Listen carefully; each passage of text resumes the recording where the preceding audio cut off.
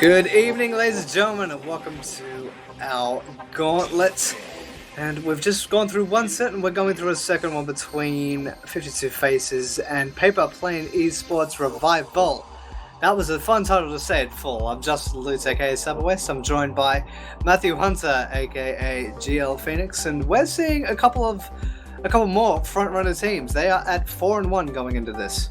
Yeah, both of the matches tonight are real top-of-the-table clashes, and I'm very interested to see how this one does play out. As you mentioned, both teams are at 4-1, and yeah, it's going to be a bit of a shake-up at the top of the table, see who is going to come out on top. We saw in the previous series, it was a pretty straightforward match, 3-0 in favor of Paradigm Drift, as the name briefly left my mind, but yeah, it was a great series, and I hope we see another great series here now. We'll be seeing a play from that previous game. Yeah, we had some real great highlight plays, especially from Pulsar. It was on the first map with the Pharah, and even as we see with the Genji over on Junkertown, was able to get some real good highlight plays, but just wasn't enough to consistently get themselves advantages to get themselves the map. But yeah, it was a good fight from both sides, but it did seem like Paradigm Drift. I knew I was going to do it once. You've done it twice, actually, to say. I knew I was going to do it anyway. Yeah, it did seem like they were just a little bit stronger overall. Yeah, and it's a bit of it doesn't really tell the whole story based on the metric of score alone. That Washington Scuff didn't. It's not to say they didn't put up a fight. They did for a lot of that set. It was just Paradigm Drift were the better team of the day. But that is all in the past and in the books. For AOE's Gauntlet, we have a couple of new teams on the block for our stream Justin, tonight. Remember, we got a bit of flag that we forgot to do MVPs on that previous match. Oh, we did too. We got a lot of grief for not doing one. So to make amends, we actually did call our MVP. Well, we had highlight plays, but that's just like highlight plays. But like an actual MVP I think is a little bit different. I do believe. Yeah, that is true, and you could obviously give it to. There's one player that sticks out in my mind. It was the Bastion on Paradigm Drift on Junkertown, along with the May. So it was essentially a two-person MVP. I would feel both the damage dealers for Paradigm Drift would be pretty much tied. They both had highlights in their own regard, which were set up by the rest of the team. That shows how cohesive they are. It is real easy to just... It's almost a cop-out sometimes to just go, we'll just go with the DPS because they're the highlight players. Sometimes it's more often than not, well, I wouldn't say more often than not, but sometimes you can't have the highlight players without the help from the rest of the team. And as you were saying, the Bastion, does get a lot of does end up filling up the kill feed, does do a lot of the damage, but we saw just in that previous series just how much help from the rest of the team they had to have just to stay alive. I mean, there's a lot of aggression going in onto a Bastion, and if you don't have the team around you, you were just going to die immediately. And so Dracula, the Bastion that we're speaking about, did have a lot of help from the rest of the team, but he had the trust in the rest of his supports in his front line that he could just sit there, hold that left click, and just mow through the rest of Washed and Scuff. So yeah, I mean, kind of giving it to Dracula at that point, giving it to both of the DPS of Paradigm Drift. But now that we've got that all settled, we can move on to this next series between 52 Faces and PPE Revival. As per usual, we are going to be starting out on the poll, and it is going to be a best of 5, and yeah, we'll see how this one plays out. Yes, indeed. We're waiting for the rest of the members to put up their ready signals, and we should be good to go very shortly. And 52 Faces and PPE Revival, as we did say, we will constantly go back to because it will be a big deciding factor. They are both at 4-1, and one will want to add another W to the column. 52 Faces will be in the blue, and the opposition of Paper Plane Esports Revival will be on the right in the red. And we go to the Sanctum to open. Yeah, we didn't actually see the Sanctum in the previous series. It went from the shrine to the village, and it was essentially one and done there. So coming into the Sanctum, interested to see what both of these teams are going to be running. Usually you do see a decent amount of the displacements, things like the Roadhog. The Orisa is just like a mainstay just in general, so just kind of pull multiple duties in that regards on this map. Sometimes you do see things like the Farah, but we'll have to wait and see once the teams are ready to go what kind of compositions we're going to be running into. Yes, indeed, and they will start to take shape now that we are in the preparation phase. 52 faces in the blue. They have some of the best handles. Actually, this entire game has amazing handles, I gotta say. So Snuff, Tamagayaki, Crimson Wolf, Leprechaunik, Agia, and Celtium on 52 faces, and on the side of PPE Revival, we have Mitochondria, DJ Jeff, Tyler, Water's Edge, Tanatuva, and Jose. And now the door is down, and we are rolling out. We're seeing our first. It was brief, but we did see the Symmetra to get 52 faces into position, which is a smart move. But Mitochondria, that's going to be a high priority target. The fire is up and already laying into their opposition. Yeah, already though, DJ Jeff is going to be the first one to go down as they get very aggressive here on the side of 52 faces. They go straight past any kind of issue that the pharmacy was going to deal to them, and that they make their way straight past them. But the point is going to be pretty much captured immediately by, it was essentially backcapped by the pharmacy, but they're not going to be able to get too much out of that as the rest of the team was no longer there. And it looks like 52 faces are going to have the first considerable time at the point. They clocked in briefly, and then PPE Revival just got a bit too up above the capture point. And Mitochondria, that's why he was holding back and holding above, just laying into the opposition of 52 faces, wiping their faces off with the barrage. And that, with authority, will get Paper Plane Esports Revival on the clock again. Yeah, it was a pretty good start for 52 faces. They got that first fight, but because of how much they just ignored Mitochondria, managed to get that barrage real nice and quick, and really made the most of that. And now we have to see how they come in for their next defense. Mitochondria doing a decent amount of work. Here comes the Coalescence just to try and give themselves a little bit of space to make their way towards the point, even doing a decent amount of work to actually everyone on the side of Revival. Here comes the engagement. Leprechaunik does get knocked away, does manage to dive back onto safe ground. It's trading kills back and forth at this stage of the fight. They are starting to push them back a little bit, 52 faces, as they do get a great engagement. Leprechaunik getting a good kill onto the Sigma of Water's Edge, and they're starting to lose out here on the front line for Revival. They're losing members. The front line is already gutted. The fight eventually goes over to 52 faces, and they secure themselves a point again. And Leprechaunik getting the parting blow on Jose, and a little bit of T for 2 to boot. And now 52 faces, they're moving very far forward. They move towards the spawn and initial contact for the side of the Revival. And that might be a little bit too much aggression, or if it works out perfectly for them, it could be a full-blown statement. And there goes the Gravitic Flux of Water's Edge, and right back at you with Hydria. The Reaper Copter is up and in air and doing damage. That will be 2 and the assist from Leprechaunik.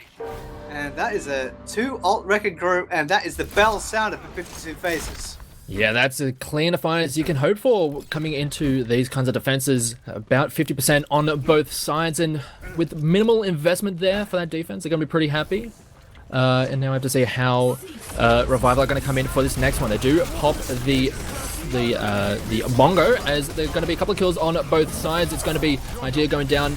Both Reapers have been knocked out, but Leprechaunik is doing a lot of work with this Doomfist, making it incredibly difficult for anyone on Revival to stand their ground as they're getting punched around left, right, and center. Just a couple of fists just going straight into the faces of this Revival lineup and cleans them up nice and neatly. Did end up using the majority, or pretty much all of the ultimates that they had at the time. But looking at the bank on both sides, there's not really much to work with and not much time left for Revival to come back in this one. They might not even be able to touch. They're still engaging right at the gate. And I don't think nowhere near. Oh, there is a back cap. DJ Jeff has pulled the wool over the eyes of the opposition, almost got the tick over. And Mitochondria had eliminated Snuff. That little bit of trickery, it was brief, but it wasn't there. That was slowly wiping out the opposition in 52 Faces, but it is not to be. It was a little bit hairy at the end, but Sanctum will go to the 52s. Yeah, it looked like the fight was starting to go quite nicely there for Revival, but because Hyjeo was able to take care of the Doomfist on the point, they were too far behind and they weren't able to get themselves there to keep that timer going and end up losing the entire round because of that. Unfortunate for Revival, but coming into the village to see how things change up, because looking at the compositions, you definitely expect to see some differences here on the village compared to some of the other stages. See, now the gates will go down. Hyjeo does have the teleporter to get a lot of members into position, and then has moved back towards the Reaper. I like how the teleporter has been utilized as of late. Now, as opposed to the high ground, we're moving right towards the low ground on the opposite side. And Hyjeo has decided to go up top and engage with the Orisa of the side of... on the side of PPE Revival, and Water's Edge got the better of that Reaper, so they're starting on a much better foot compared to the before. Yeah, and Water's Edge actually getting a lot of work done with this Sigma, getting a couple of kills for themselves, and because they were able to get onto the point first and before the side of 52 Faces, they're able to utilize the Mei and a lot of the control she brings in a lot of those close quarters fights, and made it incredibly difficult for 52 Faces to make their way towards that point, or even just get the fight to go in their favor. But now the point is unlocked and is already ticking up for Revival. I'll have to see how the blue side try and make their way into this next fight, as they do get a good grab to bring in one of the members. They do manage to take down Jose, a nice pick to start off the fight. Here comes the Meteor. They do manage to land onto the Sigma, doesn't get too much done out of it, as DJ Jeff is going to fall to Leprechaunik, and a really good opening for the side of 52 Faces as they make their way onto the point as they're punching people. It is an all-out brawl. It looks like 52 Faces are starting to get it to work in their favor. It looks like 52 Faces are all saying, I want to fight. And they are successful in doing just that, and they clock in just shy of 50% for the side of the Revival. And now they're starting to reconvene. That Convalescence and the Gravitic Flux on Water's Edge may be critical in this next engagement, and you can send the same to Tamagoyaki and Crimson Wolf for 52 Faces in terms of hanging on to this next point. And there we go, almost in stereo it would look like.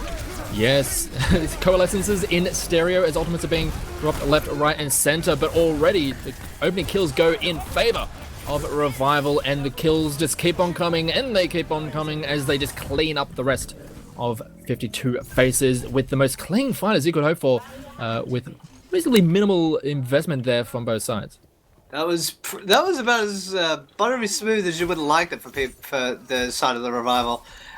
And looking at the ults that were invested, Tyler as the Moira, basically the Convalescence will charge so quickly it's not really worth all that worry.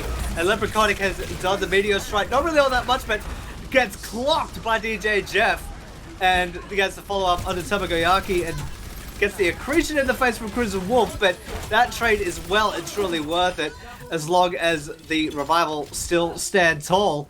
And now we're getting into the closing stages. 52 Faces will have to double time it, and they will have to get there pretty much now with Sultan bringing up the rears. Yeah, their supercharger was the only thing really invested for that defense, and now they have a lot to work with and a lot coming in soon, and they are just going to lock them out completely. There's absolutely nothing that they can do with the wall, with the blizzard.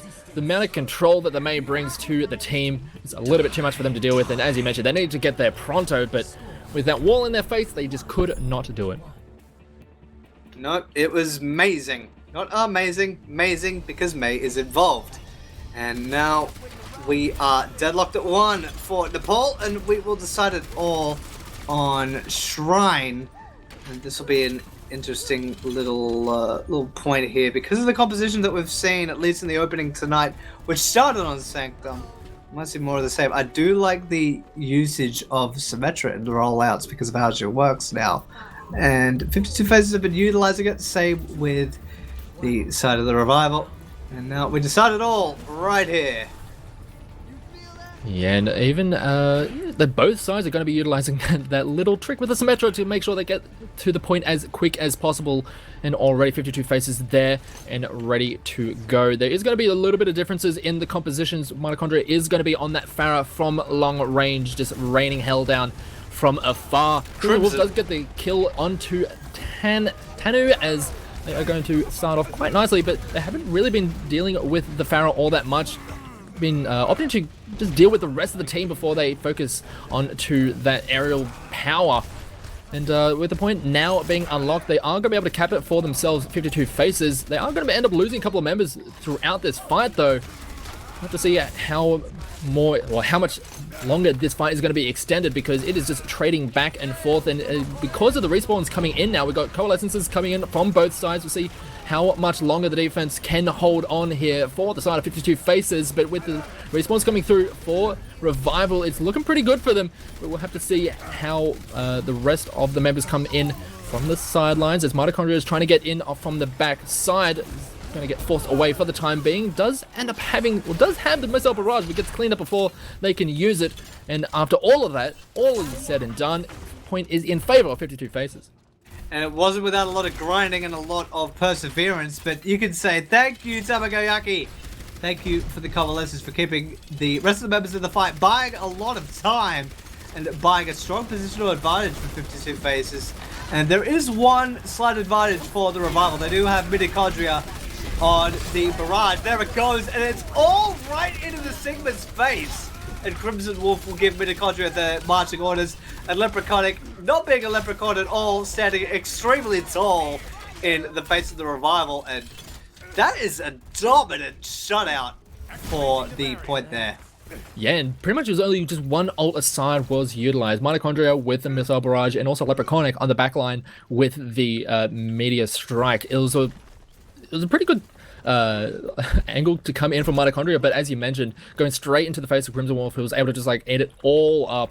And at that point, it was just the rest of the team was just like, well, we've fired our shot, it missed, and we're just going to back off and just make a little bit of adjustments here to the compositions. The Pharah no longer really working out, but here they come with the engagement. Here comes the Flux as they try and bring airborne to the sky. The Supercharger is on the ground, as there's going to be another Flux in response, as a lot of the kills are seeming to go in favor of 52 faces. The coalescence does come through, but it seems to be a little bit late for the side of Revival, as it looks like in the end the fight is going very strongly in favor of 52 faces, I should say. They do end up finishing off with the Death Blossom, as Reaper does come through. They do end up trailing. They are going to be staying around for a little bit longer, but the rest of the team is no longer close enough to be able to stall that for a little bit longer, as 52 faces do grab the round and secure themselves the first map of this best of 5 series. And it was a tale of three different play styles in amongst 3 different points. And 52 faces, they did have a bit of a struggle on the village, but in the opening point, despite PPE Revival almost getting the back cap on them, they were extremely strong on both that and the shrine. So that is why we are 1-0 up in favor of 52 faces, moving into our next map, which is the Escort discipline, and we have Watchword, Gibraltar, and Junkertown on the call. And the losing side of PPE Revival will get to make that choice. Yeah, and to be quite honest, it could have gone either way. We saw in that first map, as you were saying, it was a real close back and forth, and even on that last map, on that last round, it was a back and forth. But just that very narrow loss on the temple round, where they were winning a fight, but because they were so far out of position, they were forced away from the point. They weren't able to get to the point. So if that goes a little bit different and the map goes over to PPE Revival, we could be looking at a very different series. But because it did go in favor of 52 faces, we are going to be going to Junkertown yet again. And I'm very interested to see how the rest of this one's going to play out, because it was a very narrow margins that we're looking at there. It might turn into a glue glass, knockdown, drag out affair. If that first map is anything to go by, it might just turn into a full-blown brawl. Whatever it takes will be the order of the day. And the side of 52 Faces will want to keep that good time rolling and move up to 2-0, and the side of the Revival will want to lock it up at 1. And we are now on Junkertown, and your attackers first up will be the Revival. Yeah, and I'm just trying to think what we could be seeing, because in the previous series we saw a lot of pretty much everything, to be quite honest. We saw some snipers, we saw some of the pushers had snipers, some of the pushers had just the full bunker setup, and yeah, it will be interesting to see what each of these teams are going to bring to the table, because it's not necessarily a rock, paper, scissors kind of a thing, but if you do bring one style of composition into a lot of the bunker setups, it can be very difficult to push through. Yes, and if the defenders could really get stuck in, it's only going to go from bad to worse if you're on the attacking side. And now we've got the 30-second warning, and the players are starting to move into position. And I'm really a big fan of Leprechaunik being on the Hanzo. And we might be seeing a duel, actually, between the... Actually, this could be a full-blown mirror. Sans the Winston. Snuff will be on the Orisa, will be the only... Actually, no. they're just shifting around just to make it as...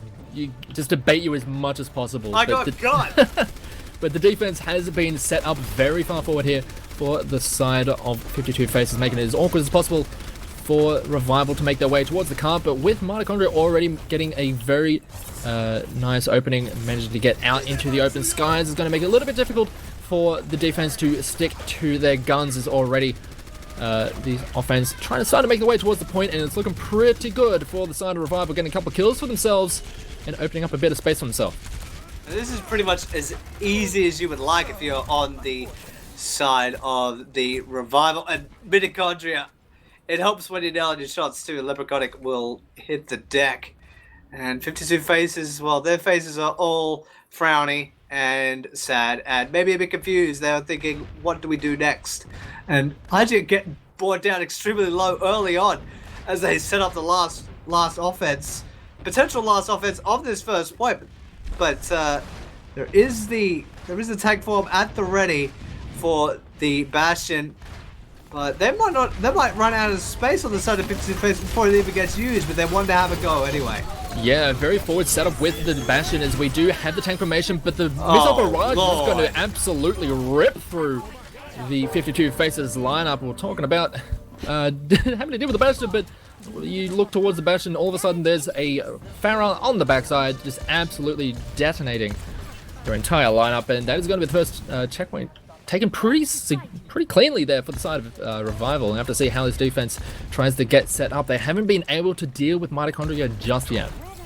Mitochondria is still being a huge threat, and now we see DJ Jeff with his own Bastion sitting with attack at the ready too. And I really want to note that it looked like the side of 52 Faces on the defense got a little bit of tunnel vision. They might get shrapnel in their face too. There goes the Immortality Field of Tamagoyaki.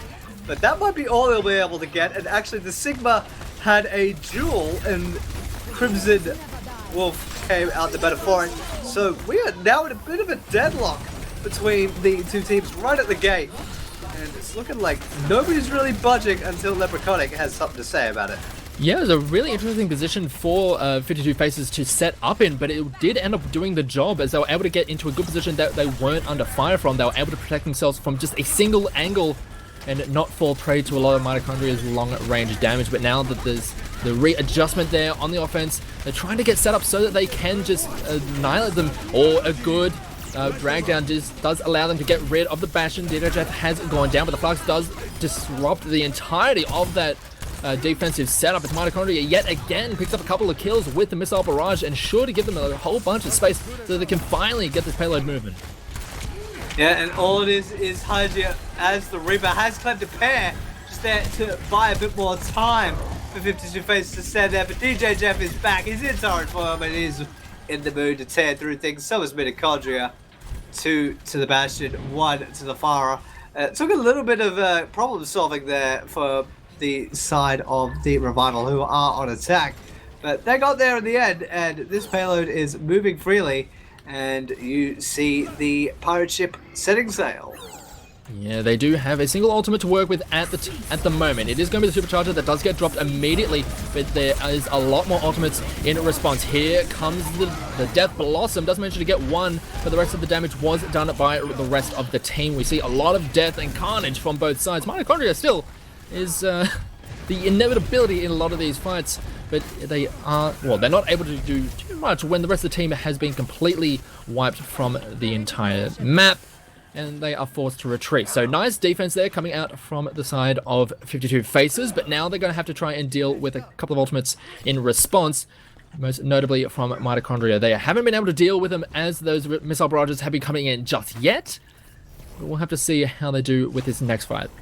Crimson Wolf will have to pay up big, because the ability to actually suck up a lot of that damage is going to be pivotal when that barrage is brought to bear.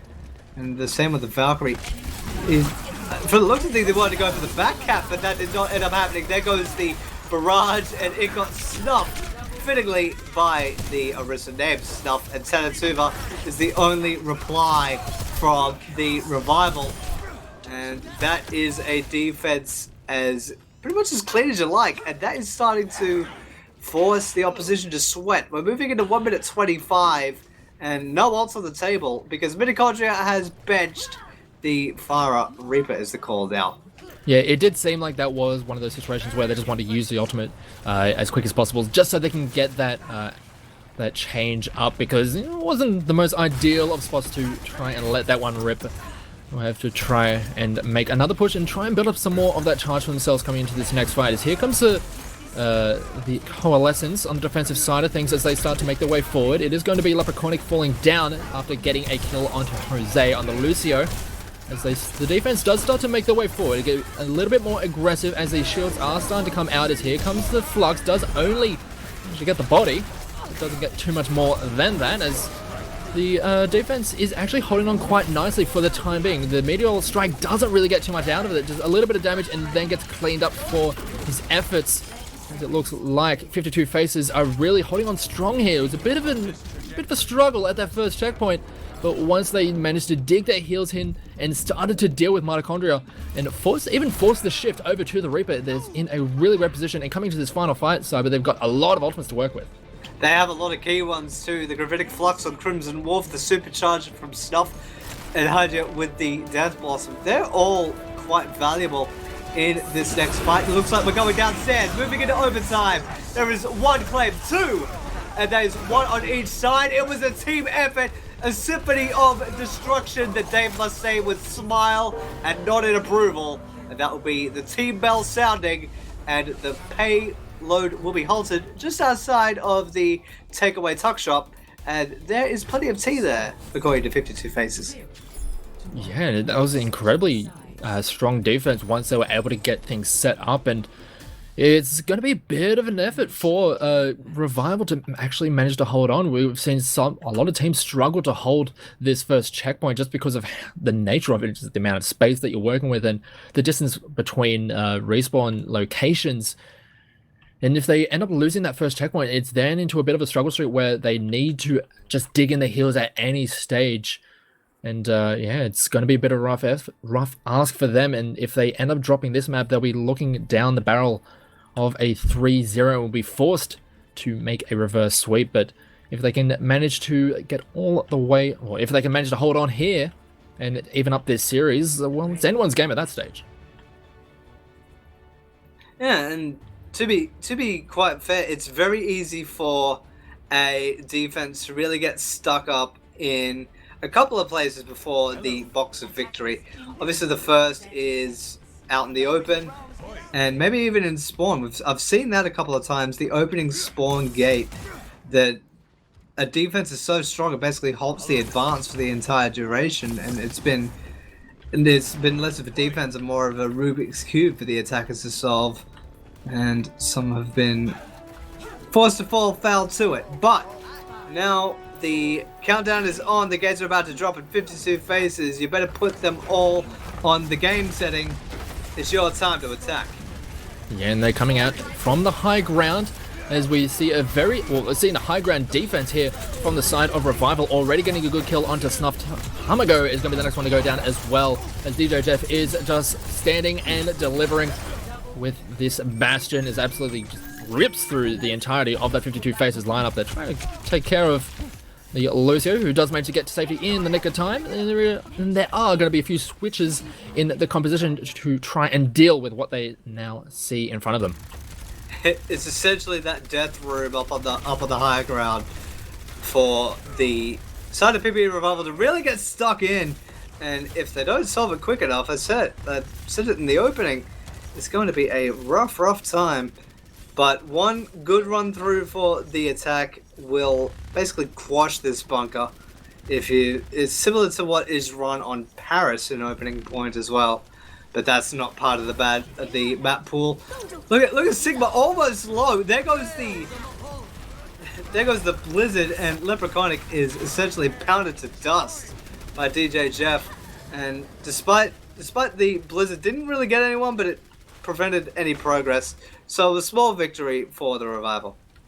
Yeah, and they are trying to utilize the Mei in responses. They do try and use their man advantage as they go all in to try and take down DJ Jeff. With the lockdown, they're able to do a lot of work, and they manage to pick out several members. They do end up losing Sultan on the Lucio, but throughout all of this, that is a pretty good trade in the grand scheme of things, as they're able to clean up the rest of that fight, utilizing that man advantage and get this payload finally moving. And we'll see if the defense can get set up in time to just hold them just a little bit longer, because there's 2 minutes left on the clock, at least for this first checkpoint. And with momentum, it can be a little bit difficult to try and hold that. They do have a couple of good points to call on the defense of the Revival. They can find a couple of places to be stocked up, and yet again, I say it again, it's because of the long sight line. This will be a awkward trek for 52 Faces. They will have to tread carefully. And look at actually the Death Blossom on the Reaper here. Actually did a greeting that might have blown his cover. Yeah, idea ends up running into the Mei. Here comes the Flux, as they do manage to bring one member up into the sky. Sultan is going to be the first one to go down. They take down Leprechaunik, as well as DJ Jeff is able to stand and deliver yet again, as they are pretty much safe for the rest of this fight, as Tamago is in a very sorry situation, trying to get out of there. They're not letting him go away without a little that bit is of a real time, sad situation. That's you hate to see it. Unless you're on the defense, then you love to see it. And now we're running into the 1 minute warning. One remaining for 52 Faces, and this might be their best chance. Gravitic Flux, Convalescence, and Death Blossom at the ready. And there will be a couple online during this fight. Unless stuff goes down, we might be seeing a full-blown butting of heads.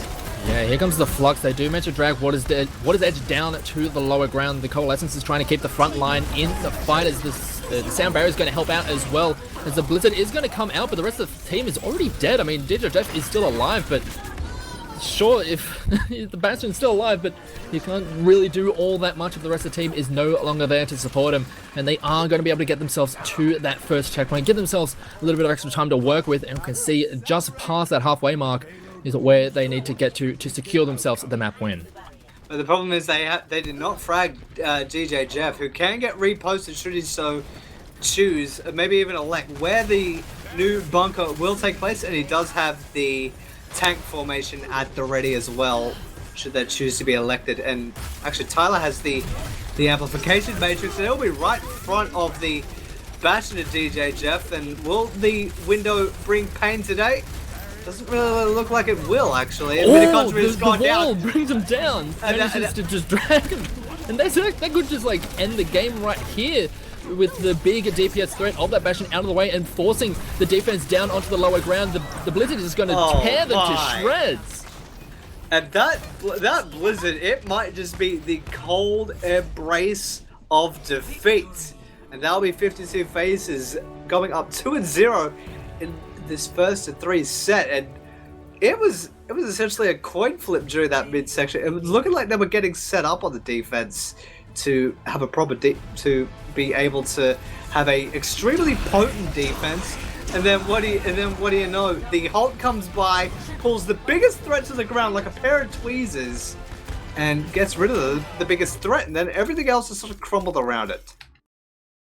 Yeah, the Bastion, we saw how pivotal it is to these lineups, but you need to have all the tools around it for it to actually get the job done. If you don't have the front line there to make sure the Bastion's safe, you don't have the healing, especially the Baptiste with the Immortality field, if that's not all there and in position, the entire composition just tends to crumble. And Revival were doing so good for the majority of that defense, but it was just a couple of fights here and there where they were able to just get rid of that front line. That 52 Faces were able to open up a lot of space for themselves and give themselves the map win, and are now 2-0 up in this series. Yeah, and we will see very in the near future whether 52 Faces can keep that good time rolling, or the Paper Plane Esports members known as the Revival can make a plane of their own and take to the skies and fight back. We'll go to a brief intermission and we shall return very shortly. Thank you for joining us for AOE's Gauntlet, broadcast by CappingTV.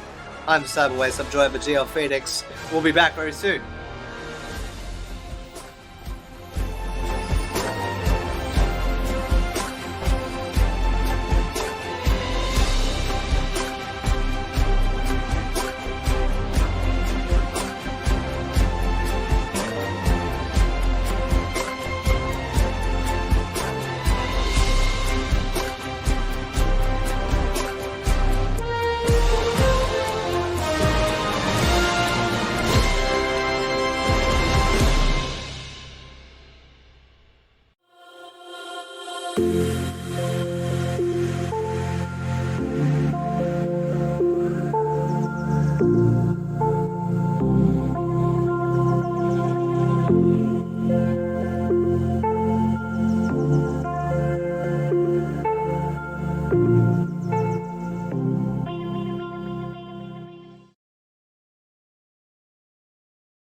Entering King's Row. Initiating. And we're back with week 6 of the Champions Gauntlet, brought to you by AOE. And we have our peering eyes on King's Row for this third map of this set between 52 Faces and Paper Plane Esports Revival. There's a fun team name to say in full. I'm Justin Lutz, aka Cyberwaste. I'm joined by Matthew Hunter, aka GL Phoenix. And we're back here again, man. It is a stomping ground we know all too well. Oh yeah, we saw in the previous series, it went pretty quickly, to be quite honest. And we'll see if we get a little bit of a different show here this time around on King's Row. I don't think we'll have a similar arrangement that we saw in the previous series, so I do believe that we will have the Sigma and the Orisa on the table for both of these teams. And we'll see if there's going to be a little bit more shielding as we come into this first fight. Because we've seen a whole bunch of different styles of compositions, all within the same general framework. But yeah, coming into this first point of King's Row, it's going to be a bit of a grind. It may be just basically a little bit of a grinding stone towards a big stone wall, and you have to slowly chip away at it. But we'll see when the gates are down as to where this next attack will go. Mitochondria has elected to be the teleporter for now. Has put one up in the theater as PPE Revival start to make their advancement and have gone past the first gate. That is their first part done. And DJ Jeff, if he's left unchecked, this is going to be a world of hurt for 52 Faces. But it looks like they've weathered the storm relatively well thus far, but Tanatuga just got a face full of rock. Yeah, and it's going to be very awkward, or very interesting to see how a lot of these rotations are going to play out. They do end up on the high ground, both sides, but it's looking pretty good for the side of Revival. They do get a couple of opening kills thanks to DJ Jeff. They're able to keep the Bastion alive. And the rest of the team, it does also hold on to their lives as well, and it's looking pretty good for Revival as they remove a lot of the defense. And as quick as you like, that first push is going to do the job for them, and they're going to be able to get this first checkpoint. That defense was less of a fence and more of just a bump in the road for the side of PPE Revival, and that was barely a scratch for them too. And Mitochondria could be the tip of the spear. Same with DJ Jeff with their output as they begin to move the payload out of the garage And 52 Faces has already started to engage, moving in through the high ground and going right towards the garage. This could go either way. This could either be 52 Faces lay the foot down early, or it could end up backfiring. And Mitochondria has tipped it in the favor of the Revival. Yeah, yet again, Mitochondria getting an incredibly early missile barrage as they do manage to get a decent amount of damage in those opening skirmishes, and already with the very aggressive defense coming out from the side of 52 Faces, it doesn't work out, and once that happens, they have to back all the way up and try and regroup back at the end of the second checkpoint, just at the front of the forge, as this is going to be a very quick push through here through the streets. I think there'll even be an engagement in the streets proper, as you said. They're moving towards the forge, towards the foundry, towards the second checkpoint, and DJ Jeff is still an absolute threat and trying to be dislodged by Leprechaunix May wall there that fell just slightly short, so basically negating a lot of the potent damage. And yet again, the wall just being an absolute nuisance, but the longer the Baptiste is there and so the more it's going to hurt. But Mitochondria has been taken out of the fray. That could be a big deal, and now is the chance for a rebuttal for 52 Faces, and it's looking to be a strong one. Yeah, and they do try and utilize the tank formation to get a lot of damage done, but because of the positioning of the defense here from 52 Faces, they were absolutely in perfect position, and all of the shielding was in such great locations that they were able to mitigate all that damage from the tank, and now they're able to keep this defense going incredibly strongly. As you mentioned, they started out by getting rid of that Mercy, the Farah of Mitochondria, and from there their positioning was good enough to completely ignore the Bastion. And yeah, now they're going to be able to get set up here in the streets. We have to see how the next attack comes through. They're trying to utilize Mitochondria and these rocket barrages to great effect. We'll see how this one goes as the flux comes through, see if they're able to get too much more out of this. Here comes a rocket barrage. We heard a death blossom go out, but it's all kills, a lot of kills in favor of the red squad as they keep pushing their way through the payload, as the rest of the defense is kind of out of position here. They've sort of done the do-si-do where the attackers are on the defending side, the defending side are on the attacking side. And it's a little bit of confusion as the Reaper just trying to bleed time now and eventually gets taken out. But that's more than enough time for a engage should 52 Faces choose to do so at the edge of the foundry. And from the judgment of things, it looks like the 52 Faces squad have called the retreat and have surrendered the second point. So 3 minutes and 45 roughly for PPE Revival to play with. Yeah, and now we're coming into the forge. It is a little bit more close quarters. Maybe there are going to be less opportunities for this Farah to have freedom in a lot of these fights, and we see the fight going already very nicely in favor of the 52 Faces defense. They wipe them all the way out. They're trying to get very aggressive with this defense. They push their way forward and get a nice staggering kill onto Water's Edge, and they're trying to delay a little bit more. There's still 3 minutes and counting left on the clock. They've got a bit of work to do if they want to try and hold them before that third checkpoint. And we've had a little bit of a shuffle in the ranks. The Farah has been retired once again, and May has entered the battle. Mercy has as well. So basically Pharmacy got retired and May and Lucio have taken their place. There is the Blizzard from Leprechaunic, and that could do a lot to basically frostbite this entire attack. And for one ultimate, that entire team got knocked down and got served a little bit of tea and a little bit of potato chips, and that'll be just about it. 2 minutes and 30 now for PPE Revival, and just keep an eye on a lot of the ultimates for PPE Revival. There is the Meteor Strike at the ready, but keep an eye on Water's Edge. As soon as the Gravitic Flux is ready to go, it could spell a new fall, but there goes DJ Jeff with the Halt and Toe. The Saltium has been silenced now. Yeah, managing a good engagement there with that Doomfist. We'll see if they can get more out of that, as the coalescence from the backside here from Tamago is actually working out really nicely. Another kill coming out for DJ Jeff on to the Reaper, so that's a decent amount of damage out of the way, as well as the displacement from the Doomfist is doing a lot of work as well. It's looking alright, but once all of the ultimates had been used, the defense, there just weren't enough members there for the fight to stick around even longer, especially with, as you mentioned, Saltum getting cleaned up at the very start of that fight. A lot of the just residual healing just wasn't there, and they ended up getting ground to a pulp. And with a minute and a half left on the clock, Revival are looking pretty good here in this push. We'll see how this next one goes. As here comes the engagement with the Death Blossom. Does get boosted away, but a lot of damage has been done. Sultan does manage to get a nice kill, as Hygeia is going to be able to do a lot of damage as well. The Blizzard is nice on the point, but because of the spread out nature of this engagement, they're not really falling prey to it all that much. And Hygeia is doing an awesome amount of work as they do try and get a quick reset there. Mitochondria just jumping into the pit, as they have a minute left on the clock and they need to make this next push count. Yes, indeed. But they do have a couple of good bunker busters. They have Jose for the sustain with the sound barrier, but the two that we want to keep it on is the Meteor Strike and the Gravidical Flux from Water's Edge. See how well they do in tandem. And Tamagoyaki with the Convalescence to try and mitigate a lot of what the Revival throw out. There they go in stereo. Gravidic Flux does go down.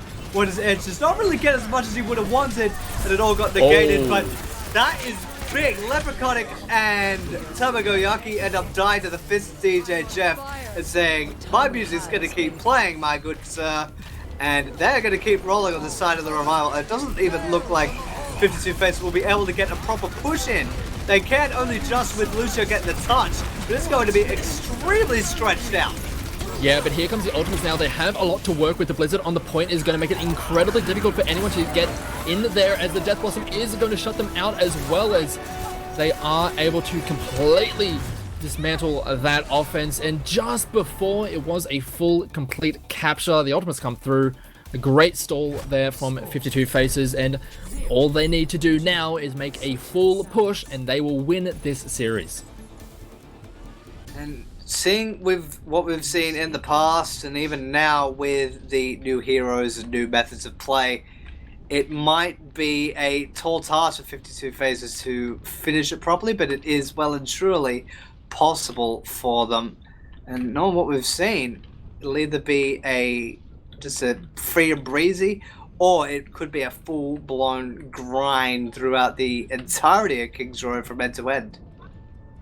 Yeah, there has been some very great back and forth between these two teams. It does seem that when it comes to that set plays, the 52 Faces are definitely a little bit cleaner with some of the execution, but some of the grinding out fights, and if Revival are able to get themselves set up, they're able to grind down their opponents quite nicely. But we'll just have to wait and see how this defense gets set up, because we saw it once they were able to get their offense with DJ Jeff on this Bastion. It was very hard for 52 Faces to actually deal with, and if they're able to do so nice and quickly here on offense, maybe some momentum could really start rolling them through the streets. We'll hope for their sakes that it ends up panning out that way. Hygeia, I'm not entirely convinced that we'll see a Junkrat. No, I wanted to see it, but Junkrat in 2019? yeah, I know. How wild is that? Either way, now 52 Faces are on the clock, and it'll be up to the PPE Revival squad to put up a defense. They're way back in the hotel, hotel, but it's a formation that we've definitely seen work. Like, even look at Junkertown.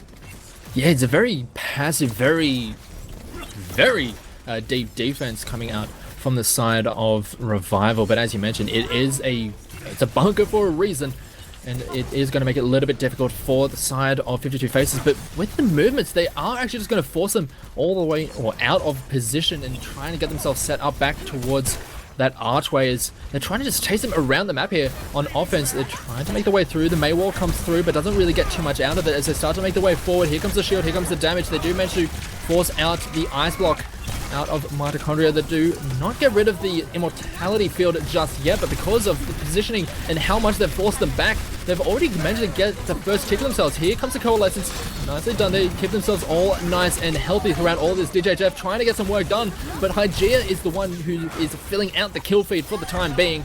And the defense tried to get a very solid setup going, but because of how out of position they were trying to just stick to their guns, and they were chased around the map. 52 Faces get a pretty clean first push. That's what having such a static composition will really do for you. If it doesn't work out, it's not going to work out in sort of a grind out way, because you are so much slower compared to a composition which is far more mobile, especially with the likes of Lucio, who was played by Sultan. Basically allowing 52 Faces a free pass to sort of dart and dodge in a far more mobile way than what the composition of the Revival actually allowed. So there was a really good play from them, but now the next part of their plan, try and get past the Arch and the S-Bend moving in towards the pub. And it's done well thus far, but now the ultimates are starting to raid. Yeah, the Flux did come through, didn't get anything out of it, but the Blizzard is going to be able to lock them down. They're not able to really deal with that one. No ultimates have been utilized on the side of 52 Faces, so they have some tools to work with coming into their next push. It's just a matter of getting into the position where they can actually utilize them, because as you mentioned, that archway can be a big blockade, to be quite honest. If they can't really get, or if the defense gets set up around there, it can be quite difficult to push through. But with how, I guess passive is the word I'll use to describe some of this defense, it's allowing 52 Faces to make their way forward, as DJJF does get the opening kill, which is nice, getting him down onto Hygeia, and another kill onto Snuff, and that's going to force 52 Faces all the way back. So even though it did seem like it was a little bit of a passive of a defense, it did lure 52 Faces into almost a false sense of security, and allowed DJJF to just punch him from the sidelines. That is true, and he clocked him sweet, no doubt about that. But there is a big detail that has to be called attention to. 52 Faces are fully loaded. They have all 6 ultimates at the ready, and the usage of these will play a huge role in the near future, and that Gravitic Flux will be the signal to move. Yeah, they do utilize the vast, or at least a few of them, but DJJF is going to be the one who gets the opening kill with that immediate strike, taking care of Hygeia before they could even use the Death Blossom. But the Blizzard, yet again, is going to be the deciding factor in this fight. It's just the shoe is on the other foot. Snuff does get a couple of kills for themselves, as Tyler does get the return kill with the Coalescence.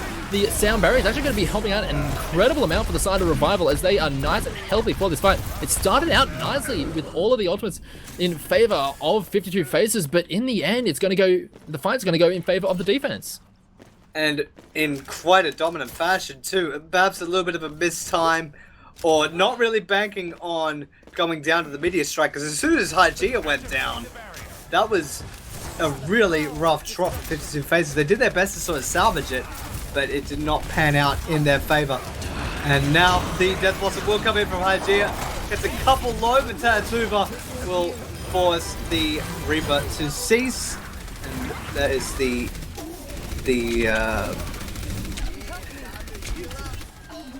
Blizzard actually came out, and despite a little bit of progress for 52 Faces, it's not really all that worthwhile in the grand scheme. And now my brain's actually slowed to their pace. It's moved into a 1 minute and 45, and 52 Faces are running out of time to put up an answer. Yeah, they're starting to really struggle here. It's going to get a little bit desperate from a time, or in a little bit, as they do. The Meteor Strike coming through. No one goes down to it this time. We'll have to see how it goes here as the Coalescence comes through, as the Supercharger is up for the side of Revival. The fight is going to continue for the time being. They finally managed to get down to the Supercharger, but no one has fallen down just yet. And as I say that, Crimson Wolf is going to be the first casualty of this fight on the front line, with that Sigma out of the way. And with the Maywalls blocking away half of the team, the support's not able to get into the good positions to get the supporting and all of that healing and utility. But Hygeia getting into the kill onto Mitochondria, and now DJJF going down as well. That is the damage, and a lot of that execution ability out of the way for the side of Revival, and it might allow 52 Faces to start making their way towards the second checkpoint. Yeah, they were delayed a little bit. Well, I say a little bit, a decent amount, as they're only now at 40 seconds left on the clock. But with the way things are going, they might be able to get themselves to that second checkpoint and give themselves a shot at completing this stage. Yes, and we'll have to wait and see whether PPE Revival can actually get a touch, or they even elect a touch. No, they are unable to. A second checkpoint will be put in the column for 52 Faces, and they'll be given a little bit of extra time.